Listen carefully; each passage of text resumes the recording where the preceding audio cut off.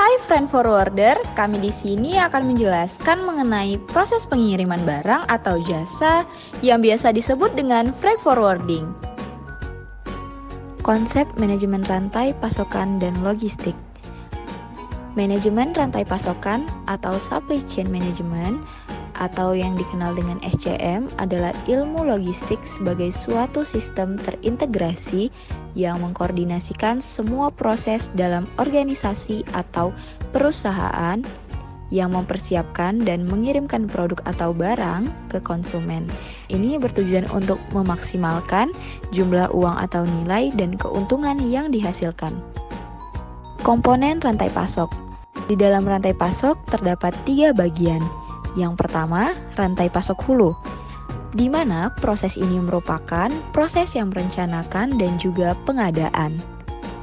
Yang kedua, rantai pasok internal, yaitu semua yang mencakup proses dari penerimaan barang atau jasa hingga persediaan.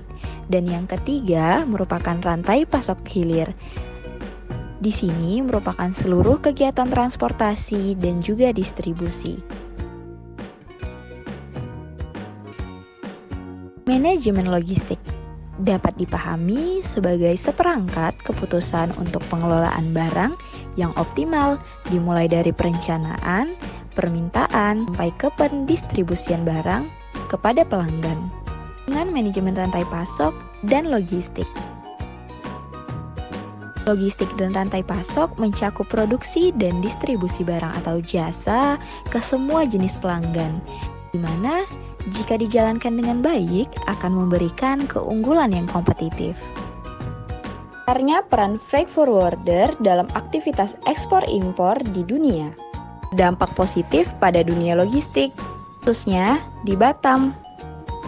PT Berlian Dumai Logistik didirikan pada tanggal 17 November 2007 dan berkantor pusat di Jakarta, Haki, dan membuka cabang utamanya di Surabaya, Batam, Balikpapan, dan Palembang.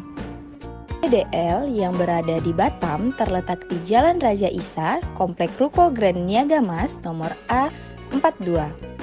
Yang dipimpin oleh Mr. Fasida selaku Kepala Cabang PT Batam Dumai Logistik.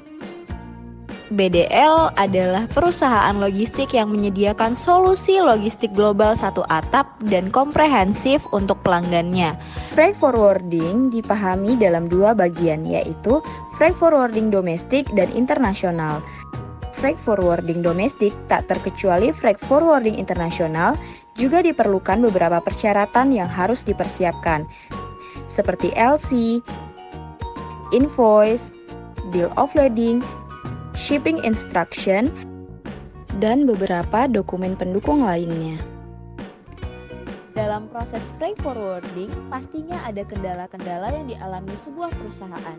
Sebagai contoh, seperti barang-barang yang stuck di pelabuhan, sistem CISA yang down, dan masalah-masalah lainnya. Upaya yang dilakukan dalam menangani masalah tersebut adalah penyelesaiannya dengan perusahaan memberikan keringanan kos tambahan kepada klien agar tetap memperkuat long-term business relationship. Serta untuk masalah sistem CISA yang down adalah dengan meminta surat keterangan bahwa sistem CISA sedang mengalami masalah dan data akan diinput secara manual oleh pihak bea dan cukai. Pihak-pihak yang terlibat dalam prosesnya, ada beberapa pihak yang terlibat dalam ekspor-impor seperti bank, bea dan cukai, surveyor, serta eksportir dan importir. Bank dalam kegiatan ekspor dan impor memiliki peran sebagai penghubung pembayaran bagi eksportir dan importir. Bea cukai memiliki peran sebagai pengawas kegiatan ekspor impor dan peredaran barang cukai. Surveyor memiliki peran sebagai verifikator terhadap barang impor maupun ekspor. Serta ada eksportir yang berperan sebagai penyedia barang sesuai dengan permintaan dan importir yang berperan sebagai yang menyalurkan barang dari luar ke dalam negeri.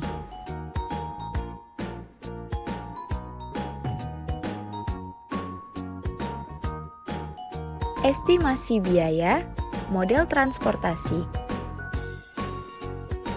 Estimasi biaya atau metode pojok kiri atas northwest corner dengan perhitungan sebagai berikut dan hasil Rp1.256.460.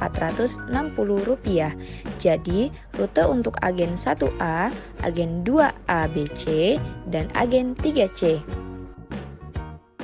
Estimasi biaya, metode biaya terkecil atau least corner dan disebut juga LC. Least corner atau LC dengan hitungan sebagai berikut menjadi rute untuk agen 1A, agen 2B, C, dan agen 3AC.